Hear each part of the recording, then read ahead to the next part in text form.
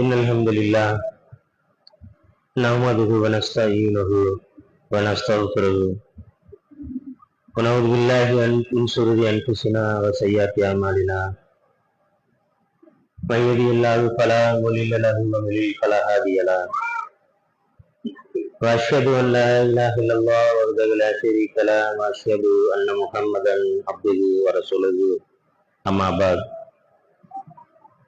يا أيها الذين آمنوا اتقوا الله حق تقاته ولا تموتن إلا وأنتم مسلمون يا أيها الناس اتقوا ربكم الذي خلقكم من نفس واحدة وخلق منها زوجها وبث منهما رجالا كثيرا ونساء فاتقوا الله الذي تساءلون به والأرحام إن الله كان عليكم رقيبا يا أيها الذين آمنوا اتقوا الله وقولوا قولا سديدا يصلح لكم أعمالكم ويغفر لكم ذنوبكم من يطع الله ورسوله فقد فاز فوزا عظيما إن أصدق الحديث كتاب الله وخير الهدي هدي محمد صلى الله عليه وسلم وشر الأمور محدثاتها وكل محدثة بدعة وكل بدعة ضلالة وكل ضلالة في النار رب اشرح لي صدري ويسر لي أمري واحلل عقدة من لساني يفقهوا قولي اللهم صل على محمد وعلى ال محمد كما صليت على ابراهيم وعلى ال ابراهيم انك حميد مجيد اللهم بارك على محمد وعلى ال محمد كما باركت على ابراهيم وعلى ال ابراهيم انك حميد مجيد. அன்பிற்குரிய பெரியோர்களே, சகோதரர்களே, தாய்மார்களே, பாசமிகு சிறார்களே, அல்லாஹ்வுடைய மாபெரும் கிருபையால் இந்த சிறப்பான ஜும்மாவுடைய நாளில் இங்கு நாம் குழுமி இருக்கின்றோம். ஜும்மாங்கிற அந்த கடமையை நிறைவேற்றுவதற்காக. கண்ணியத்திற்குரிய சகோதரர்களே, அல்லாஹ்வுடைய இந்த தீனுல் இஸ்லாமிய மார்க்கத்தில், இந்த அல்லாஹ்வுடைய மார்க்கம், அந்த அல்லாஹ்வுடைய மார்க்கத்தில் வாழ்ந்து ஈமானுடன் வாழ்ந்து கொண்டிருக்கின்றோம். அல்லாஹ் ஏவிய அந்த கட்டளைகளின் பிரகாரம் அல்லாஹ் கொடுத்திருக்கின்ற அந்த நியமத்துகளை நாம் அனுபவித்துக் கொண்டு அவனுக்கு நன்றி செலுத்தக்கூடிய அடியார்களாக இந்த உலகத்தில் வாழ்ந்து கொண்டு வறுமைக்காக நாம் இங்கே ஒரு வாழ்க்கை வாழ்ந்து கொண்டிருக்கிறோம். இதற்கு மத்தியிலே பார்த்தோம் என்று சொன்னால், இஸ்லாமிய மார்க்கத்தை பொறுத்தளவு மற்ற மார்க்கங்களை ஒப்பிடும் பொழுது இஸ்லாமிய மார்க்கம் முற்றிலும் கொஞ்சம் வேறுபட்டு இருக்கும், எல்லா மார்க்கத்தை விட, எல்லா மதங்களையும் விட. அந்த அடிப்படையில் சமீப காலமாக உலகம் முழுவதும் சரி, இந்தியா முழுவதும் சரி, எங்கனாலும் சரி, இஸ்லாமியத்திற்கு எதிராக சில பிரச்சாரங்கள், இஸ்லாமியை குறிவைத்து, முஸ்லிம்களை குறிவைத்து பல்வேறு நாடுகளிலும் உலகளாவிய ஒரு எதிர்ப்புகள் இன்று நடைபெற்றுக் கொண்டே இருக்கின்றது. பல்வேறு ஊடகங்கள் மூலமாக நான் பார்த்து கொண்டிருக்கின்றோம், தொலைக்காட்சி மூலமாக. முஸ்லிம் சமுதாயத்திற்கு இழைக்கக்கூடிய அந்த இன்னல்கள், துயரங்கள், துன்பங்கள், முஸ்லிம்களை நசுக்குவதற்காக மேற்கொள்ளக்கூடிய காரியங்கள், இஸ்லாத்தை அழிக்கக்கூடியதற்கு செயல்படக்கூடிய செயல்திட்டங்கள்லாம் நாம் இன்னைக்கு பார்த்து கொண்டிருக்கிறோம். அந்த அடிப்படையில் இந்த வார ஜும்மாவுடைய உரையில இஸ்லாமிய எதிர்ப்பலைகள், அதை எவ்வாறு சமாளிப்பது என்ற ஒரு அடிப்படையான காரணங்களை குர்ஆனும் சுன்னாவும் சொல்லுகின்ற வகையில் அதை நான் சொல்லுவதற்கு ஆசைப்படுகின்றேன். இஸ்லாமிய எதிர்ப்பலைகள், ஏன் மற்ற மார்க்கத்துக்கெல்லாம், மற்ற மதங்களுக்கெல்லாம் எதிர்ப்புகளே இல்லையா? ஏன் இஸ்லாத்துக்கு மட்டும் எதிர்ப்பலைகள் என்று நம்மளுக்கு கொஞ்சம் ஒரு எண்ணங்கள் உள்ளத்திலிருந்து வரும். ஏன் இஸ்லாத்துக்கு மட்டும்தான் எதிர்ப்பா? ஆம். என்ன காரணம் என்று சொன்னால், இது சத்திய கொள்கை, சத்திய மார்க்கம், இறைவனால் அருளப்படுத்த மார்க்கம். இந்த மார்க்கம், இந்த சத்திய மார்க்கத்தை பொறுத்தவரை யாரெல்லாம் பின்பற்றப்படுகிறார்களோ அவர்கள் அந்த சத்திய கொள்கை இருக்கக்கூடிய மனிதர்கள் யாரா இருந்தாலும் சரி, அவர்களுக்கு பல்வேறு விதமான சோதனைகளும் ஏற்படுவதற்கான அந்த சூழல்களை அல்லாஹ் ரப்பல் ஆலமீன் குர்ஆனிலே சொல்லி காட்டுகின்றான். ஏனென்று சொன்னால், சுவனம் செல்வதற்கு எந்தவித சோதனைகளும் சந்திக்காம நம்ம எளிதாக சுவனத்தை பெற்றுவிட முடியாது. சோதனை இல்லாமல் சொர்க்கம் கிடையாது. அப்ப இஸ்லாமிய எதிர்ப்பலைகள் உலகளாவிய அளவில் பார்க்கும் பொழுது இஸ்லாமிய எதிர்ப்புகள் ஏன் ஏற்படுகின்றன அப்படின்னு பார்த்தோம்னா ஒரு 2 விஷயத்தை குறிப்பிட்டு சொல்லி தரலாம் சகோதரர்கள். இஸ்லாமிய எதிர்ப்பு உலக அளவில் எந்த அடிப்படையில மேற்கொள்றாங்கன்னா, எந்த அளவு கடைபிடிக்கிறார்கள் என்று சொன்னால், ஒன்று பேனாமுனை தாக்குதல், ஊடகங்கள் மூலமாக தங்களுடைய கருத்துக்களை வெளிப்படுத்தக்கூடிய விஷயத்துல, இன்னைக்கு டெக்னாலஜி வளர்ந்திருக்கிற விஷயத்துல இந்த ஊடகங்களை நாம் எப்படி இஸ்லாத்துக்கு எதிராக நாம் இதை பயன்படுத்தலாம். இந்த மீடியாக்களை சுருக்கமா சொன்னா பேனாமுனை தாக்குதல், கருத்துக்களை, பொய்யான கருத்துக்களை பரப்பி இஸ்லாத்துக்கு எதிரான கருத்துக்களை பரப்பி இஸ்லாத்தை எப்படி வேரோடு வேறாக அழிக்க வேண்டும், முஸ்லிம்களை ஒழிக்க வேண்டும் என்று ஒரு சித்தாந்தம், ஒரு கொள்கை கோட்பாடும் இன்று செயல்பட்டுக் கொண்டிருக்கிறார்கள் உலக அளவில்.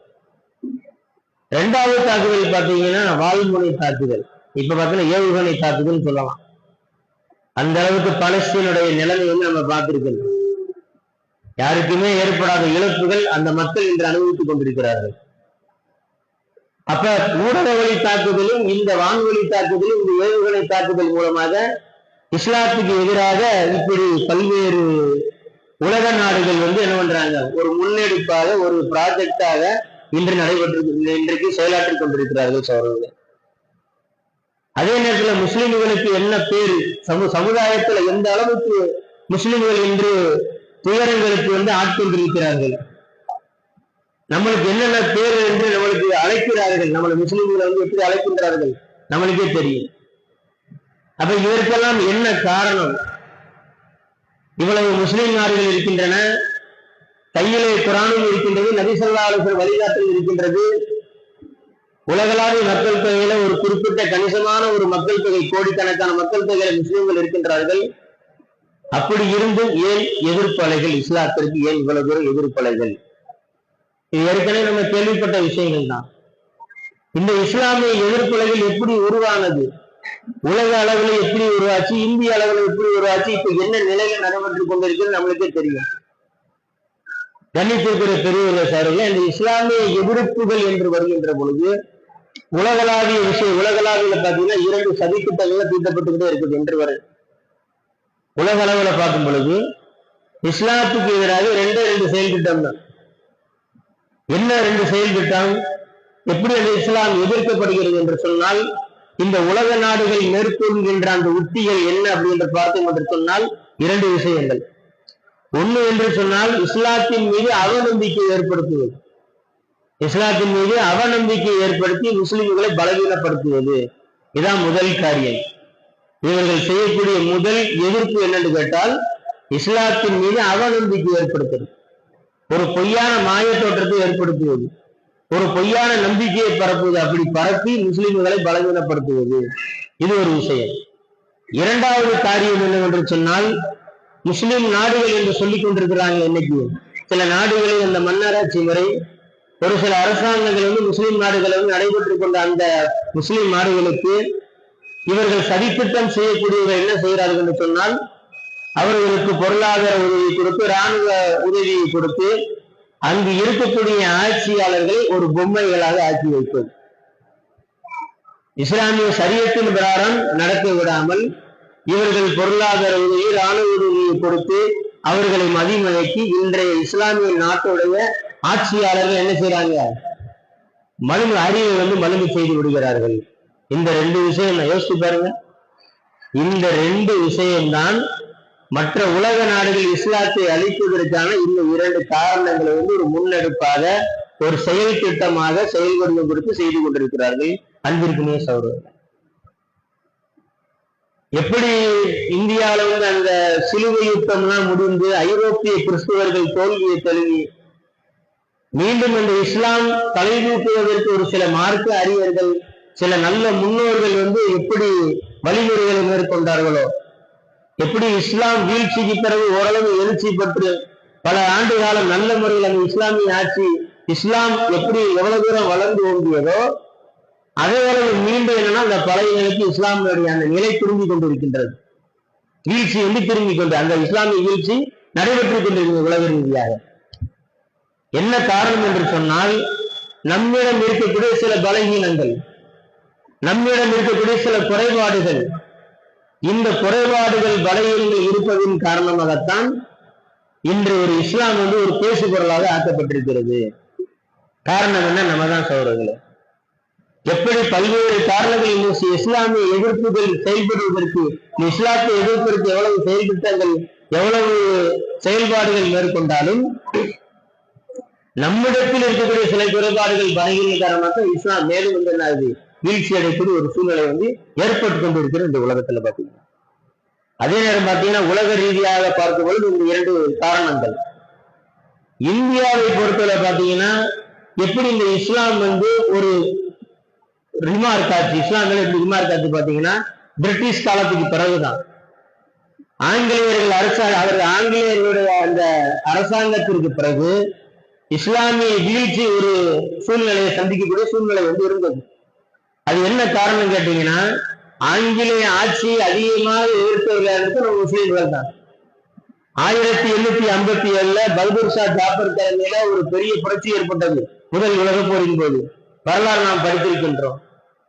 அப்போ எப்போது முஸ்லீம்கள் இந்த ஆங்கிலேயர்களுக்கு எதிராக ஒரு புரட்சியை ஏற்படுத்தினார்களோ அன்று முதல் அந்த பிரிட்டிஷார்களுக்கு முஸ்லீம்களை பத்திர பிடிக்கல. பிரிட்டிஷார்கள் பிடிக்காது, முஸ்லீம் மத்த பிடிக்காது. என்ன காரணம்? ஒரு கிளர்ச்சி, ஒரு புரட்சி முஸ்லிம்கள் மூலமாக. அதே நேரம் பார்த்தீங்கன்னா சார்களே, அந்த பிரிட்டிஷோடைய ஆட்சி காலத்துல ஒரு பிரித்தாளும் சூழ்ச்சி அந்த பிளான கையில வச்சிருந்தாங்க பிரிட்டிஷ்காரர்கள்.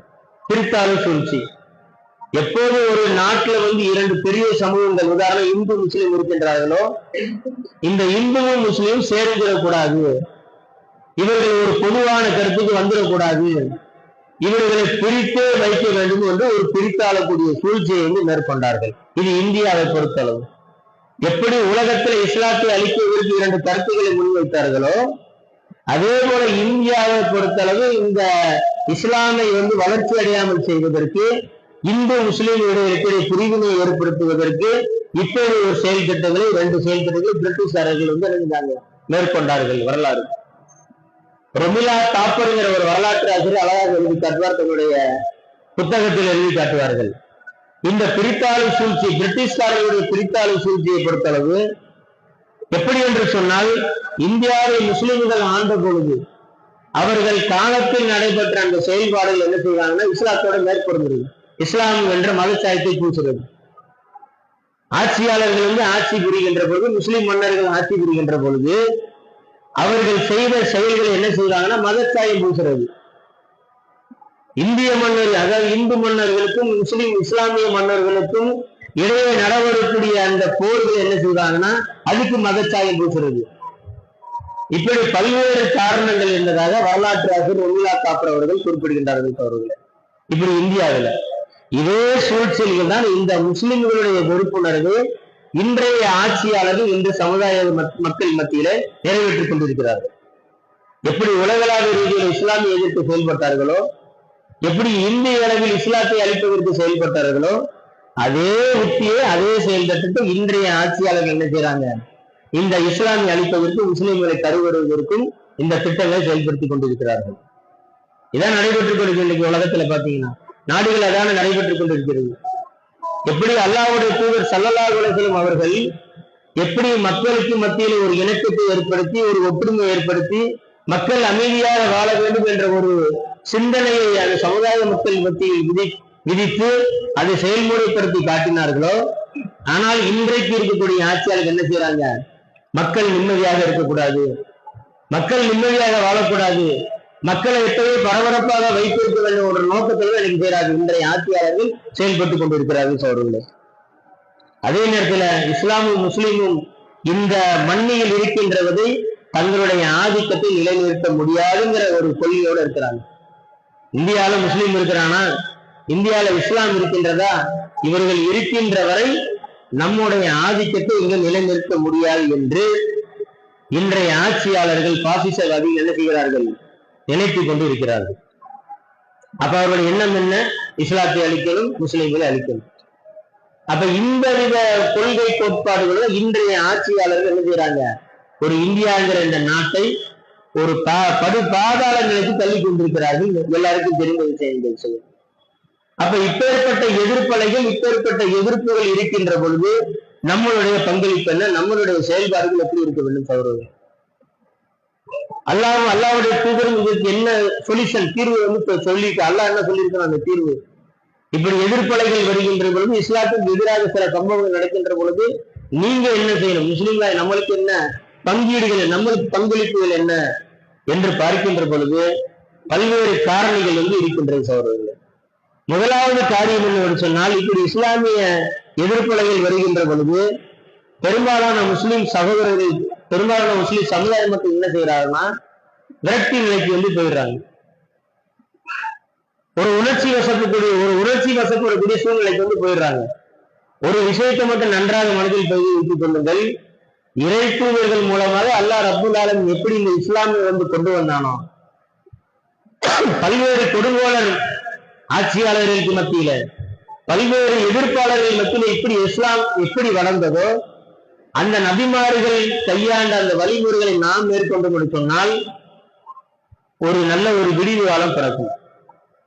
எப்படி ஆதி கூட்டத்தார் மத்தியில, சமூக கூட்டத்தார் மத்தியில பிறவன் வாழ்ந்த காலகட்டம், நம்முடைய மன்னன் வாழ்ந்த கட்டம், பெரிய கொடுங்கோலன் ஹாமான், காரூன், எப்பேற்பட்ட எதிர்ப்பாளர்கள், எப்பேற்பட்ட இறைத்தூதர்களை கொலை செய்த மாபாதர்கள் வாழ்ந்த காலகட்டத்தில் இறைத்தூதர்கள் எப்பேற்பட்ட செயல்களை செய்து காட்டுகிறார்களோ அதே போல இஸ்லாம் வளரும் என்று சொன்னால் அல்லாஹ் ரப்புல் ஆலமீன் இந்த முஸ்லிம் சமுதாயத்தை பார்த்து சொல்லி காட்டுகிறான், பொறுமையை மேற்கொள்ளுங்கள் என்று அவர் சொல்லி காட்டுகிறான் குரானிலே. அநீதி இழைக்கப்பட்டால் அப்படி பொறுமையா இருக்கிறது, அப்படி கிடையாது. இஸ்லாம் அப்படி சொல்லவில்லை. அடக்குமுறைக்கு நீங்க ஆளாகப்பட்டீங்களா, பொறுமையா இருக்கு நல்லா சொல்லவில்லை. பொறுமையோடு இருங்கள். அதே நேரத்தில் நீங்கள் செயல்கூடிய அந்த செயல்கள் எப்படி இருக்கும் என்று சொன்னால் அறிவுபூர்வமாக இருக்க வேண்டும். எப்படி மக்கத்து குறைசிகள், மதீனத்து யூதர்கள் எப்படி இஸ்லாத்தை எதிர்த்தார்களோ அந்த எதிர்ப்புகள் எப்படி முறியடிக்கப்பட்டது நபிமார்களால், நபி தோழர்கள் எப்படி அந்த சூழ்ச்சிகள் வந்து முறியடிக்கப்பட்டது, வரலாற்றை பற்றி தெரிந்து கொள்ளலாம் சகோதரர்களே. எப்படி சோதனைகள் இல்லாமல் சொர்க்கம் செல்கிறேன் அல்லாஹ் குரானில கேட்கின்றாலோ அந்த அடிப்படையில் பார்த்தீங்கன்னா முஸ்லிம்களாக நாம் என்ன செய்ய வேண்டும், நம்பிக்கை இழந்து விடாமல், உணர்ச்சி வசப்படாமல், விரக்தி அடையாமல், அல்லாஹ் சொல்லியிருக்கின்ற அந்த காரியங்கள், அல்லாஹ் சொல்லி கொடுத்திருக்கிற அந்த சட்ட திட்டங்கள், அல்லாஹ் சொல்லி கொடுக்கின்ற அந்த இல்மு, அதை நம்ம கடைபிடித்து வாழ்ந்தோம் என்று சொன்னால் இந்த சமுதாயம் ஒரு முன்னேறுவதற்காக ஒரு சிறப்பான செயல்பாடுகளை மேற்கொண்டால் இந்த சமுதாயம் வந்து என்ன செய்யும், சிறப்பான சமுதாயமாக அறியும். அதுதான் அல்லாஹ் சொல்லி காட்டுவார். அப்ப எப்பேற்பட்ட இன்பங்கள், துன்பங்கள், தோல்விகள் வந்தாலும், எப்பேற்பட்ட வீழ்ச்சிகள் இருந்தாலும் ஒரு நாள் இன்ஷா அல்லாஹ் எழுச்சி வரத்தான் செய்யும். எப்படி பாசிசம் போதித்த முசோலினி வந்து மக்களால் கொல்லப்பட்டானோ, எப்படி நாசிசம் போட்ட ஹிட்லர் வந்து தனக்கு தானே சுட்டுக் கொல்லப்பட்டானோ, எப்படி வந்து ஒரு கொடுங்கோலன் ஆட்சி பிறந்த ஈரான் நாட்டு தலைவர் ஷா என்பவன் மக்களால் விரட்டப்பட்டானோ, அதே போல சகோதரர்களே எப்பேற்பட்ட இன்னல்கள், துயரங்கள் வந்தாலும் அல்லாஹ் சொல்லியிருக்கின்ற குரானில் சொல்லப்பட்ட அந்த கட்டளைகளை நம்ம மதிப்பு நடந்து நம்ம பொறுமையை மேற்கொண்டு நம்மளுடைய செயல் திட்டங்களை அமைக்கப்படும் பொழுது நம்பிக்கை கொண்டு எந்தவித விரக்தியும் அடையாமல் இருந்து செயல்பட்டோம் என்று சொன்னால் அல்லாஹ் ரப்புல் ஆலமீன் அந்த வெற்றியை நம்மளுக்கு வந்து கொடுப்பான் சகோதரர்களே. அதே நேரத்தில் இரண்டாவது விஷயம் என்று சொன்னால், இப்படி இஸ்லாமிய எதிர்ப்புலைகள் இருக்கின்ற பொழுது உணர்ச்சி வசப்படாதது என்று இஸ்லாம் நம்மளுக்கு கற்றுத்தருகின்றது. எப்படி அநீதிகளும் அடக்குமுறைகளும் முஸ்லிம்களுக்கு எதிராக கட்டமைக்கப்படும் பொழுது எப்படி நாம் ஒரு நீதமான முறையில் போராடுகின்றோமோ, ஒரு நியாயமான முறையில் போராடுகின்றோமோ, அதே போல நீங்க என்ன செய்யக்கூடாது, உணர்ச்சி வசப்பட்டு விடக்கூடாது. அல்லாஹ் ரப்புல் ஆலமீன் குர்ஆனில் சொல்லி காட்டுகிறான், நபியே எந்த ஒரு உங்களுக்கு இன்னல்கள் வந்தாலும் சரி, எப்பேற்பட்ட உங்களுக்கு துவேஷங்கள் உங்களுக்கு ஏற்பட்டாலும் சரி, அந்த மக்களை நீங்க என்ன செய்யணும், இஸ்லாமிய மார்க்கத்தின் பக்கம் அலையுங்கள், அல்லாஹ்வுடைய மார்க்கத்தின் பக்கம் அலையுங்கள், விவேகத்துடன் அலையுங்கள் என்று அல்லாஹ் குர்ஆனிலே சொல்லி காட்டுகிறான் சகோதரர்களே. அதே போல அல்லாஹ் ரப்புல் ஆலமீன் சொல்லுகிறான், நீங்கள் தரம் தாழ்ந்த விமர்சனங்களுக்கு உள்ளானாலும் தரம் தாழ்ந்த ஆத்திரப்படாமல் பொறுமையுடனும் இறையத்துடன் நீங்கள் என்ன செய்யணும், நீங்கள் அந்த வாழ்க்கையை வந்து கடைபிடிங்கள். அல்லாஹ் குர்ஆனில் சொல்லி காட்டுகிறான், வேதம் கொடுக்கப்பட்ட மக்களில் இருந்தும் இணை வைப்பாளர்களிலிருந்து நீங்கள் கடுமையான சொல்லை செவியேறுவீர்கள். உங்களுக்கு திட்டுதான் செய்வான், உங்களுக்கு வசதி வையத்தான் செய்வான், முஸ்லிம்களுக்கு வந்து சொல்லனா தீர்வுகள் வரத்தான் செய்யும். இப்பேற்பட்ட கடுமைகளை கேட்க வேண்டிய சூழ்நிலை தான் ஏற்படும் சகோதரர்களே. அப்ப அந்த மாதிரி சூழ்நிலைகள் ஏற்படும் பொழுது நீங்கள் என்ன செய்ய வேண்டும், அல்லாஹ் சொல்லி காட்டுகிறார் குர்ஆனிலே, தஸ்பீரு தத்தக்கு இன்ன அஜ்மில் உமூர்ங்கிறான் அல்லாஹ் ரப்பல் ஆலமீன். இப்பேற்பட்ட சொற்களை நீங்கள் செவி வைக்கின்றீர்களா? இப்பேற்பட்ட துயரங்களை நீங்கள் அனுபவிக்கின்றீர்களா? நீங்கள் என்ன செய்ய வேண்டும்? பொறுமையை மேற்கொண்டு இறையச்சம் கொண்ட நடத்தையை நீங்கள் மேற்கொண்டால் அதுதான் சிறந்த செயல் என்று அல்லாஹ் ரப்பல் ஆலமீன் குர்ஆனில் சொல்லி காட்டுகிறார். அஜ்மில் உமூர்ங்கிறான் அல்லாஹ் ரப்பல் ஆலமீன். நீங்கள் அப்படி நீங்க பொறுமையை மேற்கொண்டீர்கள் சொன்னால் இதை விட சிறந்த செயல் எதுவுமே கிடையாது. அப்ப அந்த மாதிரி பொறுமையை மேற்கொண்டு எப்பேற்பட்ட துன்பங்கள் வந்தால் நீங்கள் பொறுமையை மேற்கொள்ளுங்கள் என்று அல்லாஹ் ரப்பல் ஆலமீன் குர்ஆனில் சொல்லி காட்டுகிறார். அப்ப எப்படி நம்பிக்கை இழக்காமல் உணர்ச்சி வசப்படாமல் இருக்கின்றீர்களோ அதே நேரத்துல இப்பேற்பட்ட சூழ்நிலைகள் நிலவுகின்ற போது ஒரு தீமையை நம்ம கண்டோம் என்று சொன்னால் அதை அகற்றுவதற்கு நம்ம தீமையை பயன்படுத்த போற கிடையாது. மற்ற மார்க்கங்களை விட அல்லாஹ் குர்ஆனில் சொல்லும்போது ஒரு தீமையை அகற்றுவதற்கு நீங்கள் நன்மையை பயன்படுத்துங்கள். ஒரு தீமையை போகணும்னா நீங்க என்ன செய்யணும்? தீமைக்கு தீமை சொல்யூஷன் கிடையாது. தீமையை அகற்ற வேண்டும் என்றால் நீங்கள் நன்மையை எழுதுங்கள். அல்லாஹ் என்ன தெரியுமா சொல்றான் குர்ஆன்ல? வலா தஸ்தவில் ஹஸனத்து வல ஸய்ய இத்பதில்லதி அஸலு ஃபதில்லதி பைனக வ பைனஹு அதாவத்து அன்னகுல் வலியுல் ஹமீம்ங்கறான் அல்லாஹ் ரப்பல் ஆலமீன். நீங்கள் தீமையை எதிர்க்கும் போது தீமையை எதிர்க்கின்ற பொழுது நன்மையை கொண்டு நீங்கள் தீமையை தருங்கிற அல்லாஹ். அப்படி நீங்கள் செய்வீர்கள் என்று சொன்னால், நன்மையை கொண்டு நீங்கள் தீமையை தடுப்பீர்கள் என்று சொன்னால் அல்லாஹ் என்ன தெரியுமா சொல்றான்? வலியுல் ஹமீம்ங்கறான் அல்லாஹ். எப்பேற்பட்ட பகைவர்கள் எதிரிகளாக இருந்தாலும் சரி உங்களுக்கு உற்ற நண்பர்களாகி விடுவார்கள், ஒரு உறவினர் போல் ஆகிவிடார்கள் என்று அல்லாஹ் குர்ஆனில் சொல்லி காட்டுகின்றான். ஆனால் இன்னைக்கு ஆட்சியாளர் என்ன செய்யறான்? அவன் தன்னுடைய காரியத்தை நிறைவேற்றுறதுக்கு தன் நினைப்பதை சாதிப்பதற்கு என்ன செய்யறான்? இன்னைக்கு எதனாலும் செய்யறான், குறுக்கு வழியில எதனாலும் இன்னைக்கு மேற்கோள் காட்டுறான். குறுக்கு வழியில சொல்லக்கூடிய சூழ்நிலை என்னைக்குமே சகோதரர்கள் ஒரு வகுப்புவாதத்தை நீக்குவதற்கு ஒரு வகுப்புவாதத்தை நம்ம பொழிப்புனா ஏற்க முடியாது. ஒரு தீவிரவாதத்தை வைத்து என்ன செய்ய முடியாது? தீர்வு காண முடியாது. ஒரு பாசிசத்தை வேறு எடுக்கணும்னா ஒரு பாசிசத்தை வேறு எடுக்கணும்னா பாசிசத்துக்கு சொல்யூஷன் கிடையாது. இதற்கு ஆப்போசிட்டாக இஸ்லாம் என்ன சொல்லுவது என்றால், ஒரு தீமையை நீங்கள் தடுக்க வேண்டும் சொன்னால் நீங்கள் நன்மை செய்யுங்க. நன்மையை கொண்டு தடுங்க நல்லா சொல்லி காட்டுகிறான். நன்மையை கொண்டு தடுங்க, தீமையை நன்மையை கொண்டு தடுங்க. அப்படி செய்கிறீர்கள் என்று சொன்னால் கடும் பகைவன் கூட உற்ற நண்பன் போல் ஆகிவிடான் என்று நமக்கு இஸ்லாம் கற்றுத்தருவது சொல்றது. அப்ப அந்த அளவுக்கு உணர்ச்சி வசப்படாமல் விரக்தி அடையாமல் நாம் இந்த வழிமுறையை கைகொண்டோம் சொன்னால் அந்த இஸ்லாமிய எதிர்ப்பலைகள் எவ்வளவு வந்தாலும் என்ன செய்யலாம்? நாம் சமாளிக்கக்கூடிய ஒரு சூழலை ஏற்படுத்தலாம் சகோதரர்களே. அதே நேரத்தில் அல்லாஹ்வுடைய தூதரை கேட்கிறாங்க சஹாபாக்கள், மக்களை அதாவது தன்னுடைய சமூகத்து மக்களை நேசிப்பது இனவெறியான்னு கேட்கிறாங்க ரசூலுல்லாஹ்ட்ட. ஒரு முஸ்லீம் இருக்கான், இன்னொரு முஸ்லீமை நேசிக்கின்றான். ஒரு முஸ்லீமை நேசிப்பது இனவெறியாகுமா? அல்லாஹ்வுடைய தூதரை கேட்கிறாங்க. அப்ப அல்லாஹ்வுடைய தூதர் ஸல்லல்லாஹு அலைஹி வஸல்லம் சொல்றார்கள், அது இனவெறி கிடையாது. ஏன்னா முஸ்லீம்கள் அனைவரும் சகோதரர்கள் தான். அப்ப இனவெறி என்று சொன்னால் அல்லாஹ்வுடைய தூதர் சொல்லி காட்டுகிறார்கள், ஒரு முஸ்லீம் இன்னொரு சமூகத்துக்கு தீங்கிழைக்கிறான், ஒரு முஸ்லீம் இன்னொரு மாற்று மதத்தை சேர்ந்தவனுக்கு தீங்கிழைக்கிற சொல்றான். அப்ப அந்த தீங்கிழைக்கக்கூடிய மனிதனுக்கு இந்த முஸ்லிம் இன்னொரு முஸ்லிம் உதவி செய்கிறான் என்று சொன்னால் அதுதான் இனவெறி என்று அல்லாஹ்வுடைய தூதர் சொல்லி காட்டுறாங்க. ஒரு முஸ்லிம் இன்னொரு சமுதாயத்தில் தீங்கிழைக்கிறான். அப்ப தீங்கிழைக்கக்கூடிய விஷயத்துல இன்னொரு முஸ்லிம் உதவி செய்கிறான் என்று சொன்னால் அது என்னது? அதுதான் இனவெறி என்று அல்லாஹ்வுடைய தூதர் ஸல்லல்லாஹு அலைஹி வஸல்லம் சொல்லி காட்டுறாங்க. அப்ப அந்த அடிப்படையில் பார்க்கும்போது பாத்தீங்கன்னா இந்த மாதிரியான விஷயங்களை இஸ்லாம் நம்மளுக்கு கற்றுத் தருகின்றது. இப்படி இஸ்லாமிய எதிர்ப்புகள் வருகின்ற போது நீங்கள் இந்த மாதிரி செயல்படுங்கள். இன்னொரு பார்த்தோம்னா இஸ்லாம் அந்த வளர்ச்சி, அந்த இஸ்லாமிய வீழ்ச்சிக்கு என்ன காரணம் சொன்னா நம்மிடம் இருக்கக்கூடிய சில குறைபாடுகள், நம்மிடம் இருக்கக்கூடிய சில காரணங்கள்.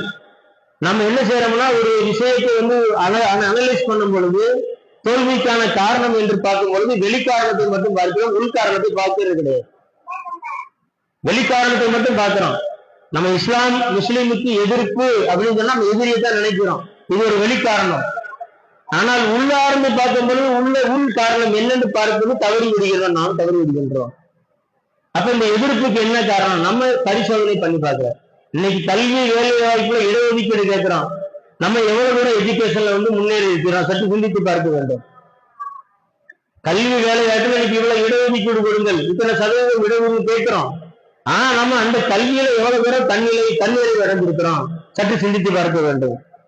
இன்னைக்கு ஊடகங்கள் வந்து முஸ்லிம்களை பிரிவித்து பேசுகின்றான், ஊடகம் இப்படி பண்றான், மீடியா இப்படி பண்றாங்க, புலம்பிக் கொண்டு இருக்கின்றோம். ஆனால் இந்த ஊடகத்திலே எத்தனை பேர் நாம் சாதித்துக் கொண்டிருக்கின்றோம்? இந்த ஊடகத்திலே நாம் எப்படி முறையாக எத்தனை பேர் நீங்கள் பயன்படுத்திக் கொண்டிருக்கின்றோம் சரியான முறையில்? சற்று சிந்தித்து பார்க்கும் சார்களே. அப்ப இப்பேற்பட்ட பல்வேறு காரணங்கள், எதிர்ப்புகள் எவ்வளவா இருந்தாலும், இப்ப குர்ஆன் சொல்லக்கூடிய விஷயங்கள், அல்லாஹ்வுடைய சொல்லக்கூடிய விஷயங்கள் நாம் உள்வாங்கிக் கொண்டு நம்மிடம் இருக்கக்கூடிய குறைபாடுகள் எப்போது நீங்குகின்றமோ அப்பதான் எவ்வளவு எதிர்ப்பலைகள் இருந்தாலும் அதை எதிர்த்து நிற்கக்கூடிய அந்த ஆற்றல் வந்து அல்லாஹ் ரப்பல் ஆலமீன் நமக்கு கொடுப்பான் சார்கள்.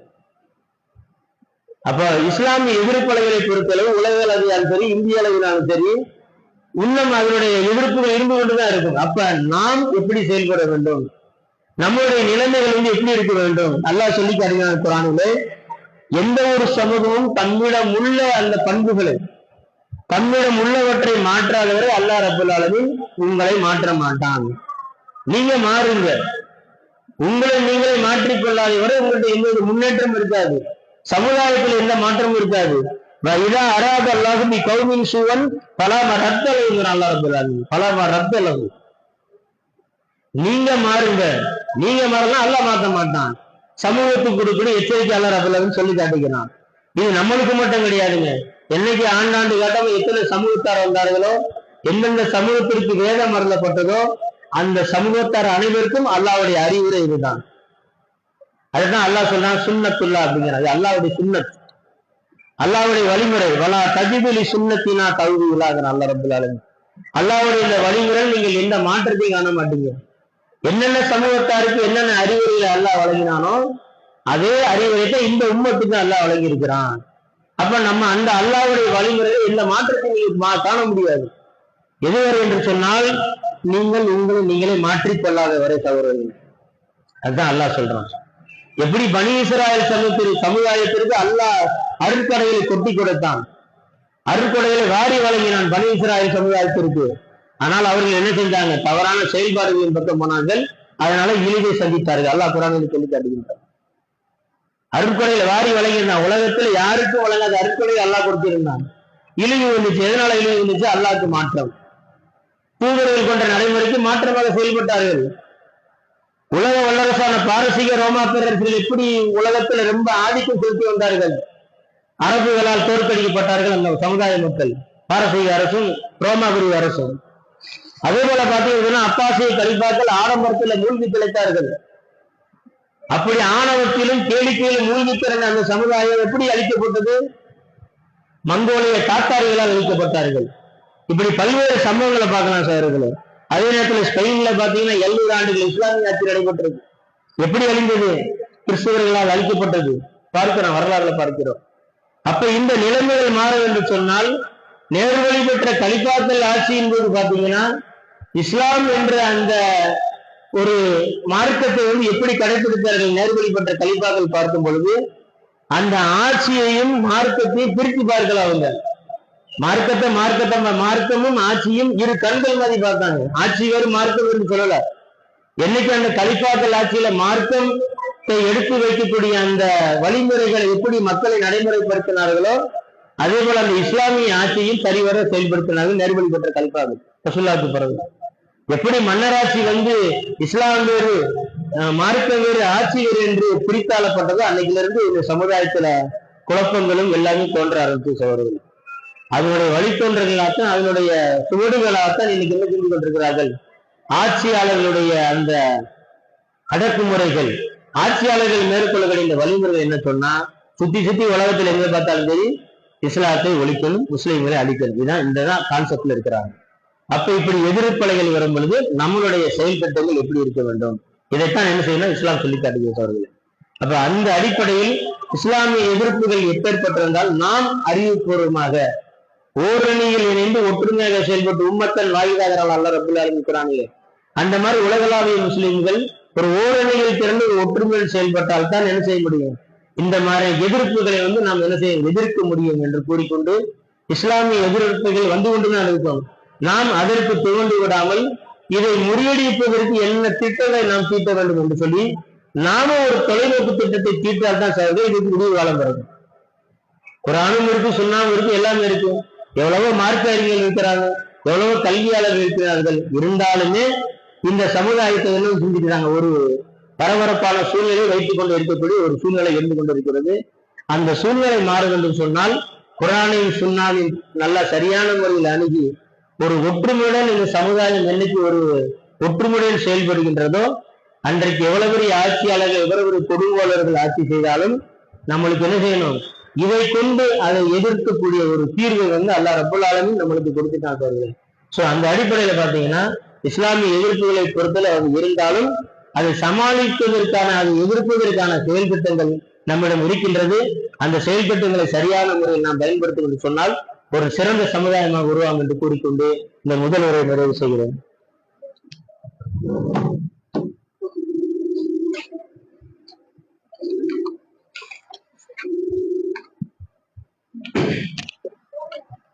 கணிதீரோஸ் அவர்களே,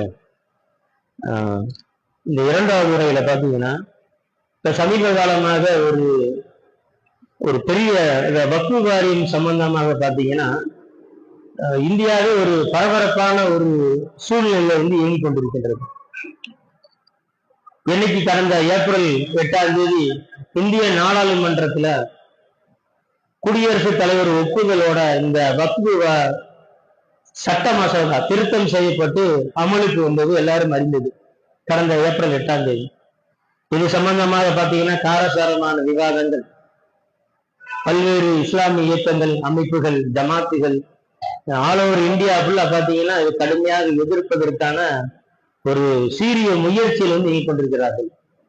என்னைக்கு சிஏஏ, என்ஆர்சி சட்டங்கள், ஹிஜாபுடைய சட்டம், தலாகுடைய சட்டம், இது பாத்தீங்கன்னா தமிழ்நாட்டுல திருவண்ணாமலை பிரச்சனை, இப்படி எப்பேற்பட்டாலும் ஏதாவது ஒரு பிரச்சனையில கொண்டு இருக்கக்கூடிய ஒரு சூழ்நிலை இன்னைக்கு. கணிதீரோஸ் அவர்களே, அந்த வக்ஃபு வாரியத்துல பாத்தீங்கன்னா கவுன்சில சில ரூல்ஸ் அண்ட் ரெகுலேஷன் நேற்று கூட கேஸ் நடந்தது, நேற்று கூட விவாதங்கள் நடந்துபட்டது. கோர்ட்ல பாத்தீங்கன்னா கோர்ட்ல யாருன்னு பாத்தீங்கன்னா சீஃப் ஜஸ்டிஸ் சஞ்சீவ் கண்ணாங்கிற தலைமையில அந்த விவாதங்கள் நடந்து கொண்டிருக்கின்றது. அப்ப அவங்க என்ன சொல்றாங்க கேட்டீங்கன்னா, புதிய நியமனங்கள் இந்த வக்ஃபு மசோதா சட்டத்திட்டத்துல புதிய நியமனங்களை இது மேற்கொள்ளக்கூடாது, அதே நேரத்தில் சொத்துக்களை மாற்றம் செய்யக்கூடாது, வக்ஃபு சொத்து தொடர்பாக எந்த உத்தரவு பிறப்பிக்க கூடாதுன்னு சொல்லி ஒரு விவாதங்கள் நேற்று நடைபெற்றது. அதே நேரம் பாத்தீங்கன்னா சட்டம் வக்ஃபு வாரிய அந்த மசோதா சட்டத்தை பொறுத்தளவு அவர்கள் என்ன சொல்கிறாங்கன்னு சொன்னா, நாங்க சட்டத்தை ஃபுல்லா திருத்தல, இப்படி ஒரு பாயிண்ட் வைக்கிறாங்க புதிதாக. நாங்க சட்டத்தை ஃபுல்லா நிராகரிக்கல, இந்த வக்ஃபு வாரிய மசோதால பாத்தீங்கன்னா சில சட்டத்தை மட்டும் நாங்க திருத்துறோம் அப்படின்னு சொல்லி ஒரு பாயிண்ட வைக்கிறாங்க. இன்னொரு சூழ்ச்சி என்ன பண்றாங்கன்னா, எப்படி ஒரு பாபர் மசூதிக்கு அப்படியே காட்டி காட்டி காட்டி ஒரு பிரமையை ஏற்படுத்தி மாயை ஏற்படுத்தி கடைசியில தீர்ப்புகள் வேற மாதிரி அமைந்ததோ அதே மாதிரி இது அமைந்து விடுவோம் என்று ஒரு அச்சம் இருந்து கொண்டிருக்கின்றது. ஏன்னா அந்த பாயிண்ட் அப்படிதான் சொல்றாங்க. Solicitor general Tushar Mehta central கவர்மெண்டோடைய அந்த சொலிசிட்டர் ஜெனரல் என்ன சொல்றாரு கேட்டீங்கன்னா, இந்த வக்ஃபு வாரிய இந்த சட்ட பிரச்சனைகள் வக்ஃபு வாரிய சம்பந்தமாக சில பிரச்சனைகளை சொல்லி காட்டுறாரு. எப்படி சொல்றாருன்னு கேட்டீங்கன்னா, அதுக்கு ஒரு வாரம் டைம் கேட்டிருக்கிறாரு. இது ஒரு நாள் போதாது, 2 நாள் போதாது, எங்களுக்கு எவிடன்ஸ் கொடுக்கறது சில ஒரு வாரம் கால அவகாசம் சொல்லி அந்த சொலிசிட்டர் ஜெனரல் பேசுறாரு, ஆர்குமெண்ட் வைக்கிறாரு. என்ன சொல்றாருன்னு கேட்டீங்கன்னா, அந்த நிலைப்பாடுகள் எப்படி சொல்றாருன்னு கேட்டீங்கன்னா, பல்வேறு தரப்பினரின் நிலங்களை வக்ஃபு வாரியங்கள் உரிமை கொண்டாடுகின்றன, இப்படின்னு ஒரு குற்றச்சாட்டை சுமத்துறாரு. இப்படி ஒரு சான்றை வைக்கிறாரு. ரெண்டாவது என்ன கேட்கிறாருன்னா, நாடு முழுவதும் ஏராளமான கிராமங்களை வக்ஃபு வாரியங்கள் கைப்பற்றி இருக்கின்றன. மூணாவது என்ன சொல்றாருன்னா, அப்பாவி மக்கள் நிலங்களை இழந்துள்ளார்கள். நாலாவது இதை எதிர்த்து லட்சக்கணக்கான புகார்கள் வந்திருக்கின்றன சொல்லி இப்படி ஒரு பரவலான செய்தியை யாரு சொல்றாங்க, அந்த சொலிசிட்டர் ஜெனரல் துஷார் மேத்தாங்கன்னு சொல்றாரு. சொல்லிட்டு கடைசியில் என்ன செய்யறாருன்னு கேட்டீங்கன்னா, அந்த தலைமை நீதிபதி அமர்வு கூட்டத்தில் பைனலா நேற்று ஒரு பாயிண்ட் சொல்லியிருக்கிறாங்க. என்ன பாயிண்ட் என்று கேட்டால், அந்த தலைமை நீதிபதி அமர்வு கூட்டம் அந்த கூட்டத்தில் என்ன செய்யறாங்கன்னா, ஏற்கனவே நம்ம அமைப்புகள், ஜமாத்துகள், பல்வேறு நடுநிலையாளர்கள், பல்வேறு அரசியல் கட்சிகள் பாத்தீங்கன்னா கிட்டத்தட்ட 73 மனுக்களை கொடுத்திருக்கிறாங்க, தாக்கல் செஞ்சிருக்கிறாங்க. இவங்க ஜட்ஜஸ் என்ன சொல்றாங்கன்னா, இந்த வாதாடக்கூடிய நபர் ஜட்ஜ் என்ன சொல்றாருன்னா, ஏற்கனவே 120 மனுக்கள் வந்திருக்குது இது சார்பாக வக்ஃபு வாரியத்துக்கு இந்த சட்ட மசோதாக்கு எதிராக கிட்டத்தட்ட 120 மனுக்கள் வந்து பெறப்பட்டிருக்கு. அந்த ஜட்ஜி என்ன சொல்றாருன்னா, இந்த 120 மனுக்களை நாங்க படிச்சு பார்த்துட்டு இருக்க முடியாது. ஒரு பாயிண்ட் வைக்கிறாங்க பாருங்க. மனுக்கள் வந்து கொடுக்குறாங்க, எதிர்தரப்புல இருந்து இந்த மாதிரியான கருத்துக்கள் வந்து வைக்கிறாங்க. அப்ப ஜட்ஜஸ் என்ன சொல்றாங்கன்னா, இந்த மாதிரியான நீங்க மனுக்கள் இவ்வளவு கொடுக்குறீங்க, நாங்க இதெல்லாம் எடுத்துக்கொள்ள மாட்டோம். முக்கியமாக ஒரு 5 மனுவை மட்டும் எடுத்துக்கொள்ள சொல்லி இருக்கிறாங்க. முக்கியமாக 5 மனுக்களை மட்டும். இது எப்படி சாத்தியம்னு தெரியல. அப்ப இவ்வளவு மனுக்களை எங்களால படித்து பார்க்க, நீதிபதியோட கூற்று, இவ்வளவு மனுக்களை நாங்க படித்து பார்க்க முடியாது, ஒரு 5 முக்கியமான மனுக்களை மட்டும் நாங்க எடுத்துக்கிறோம். இதை வைத்துக்கொண்டு என்ன செய்யறாங்கன்னா, விசாரணை வந்து மே 5ஆம் தேதி சொல்லி வச்சுக்கிறாங்க. இதுதான் சூழ்நிலை சோழர்களே. அப்ப இன்னைக்கு பல்வேறு அமைப்புகள், ஜமாத்துகள் எவ்வளவு சீரிய முயற்சிகள் செய்தாலும் அதில் ஏதாவது ஒரு பிளாக் பாயிண்ட் கிடைக்காதா, இது எப்படியாவது ஒரு திருத்தத்தை வந்து மேற்கொள்ள முடியாது என்று கங்கணம் கட்டிக்கொண்டு தெரியாது இன்றைய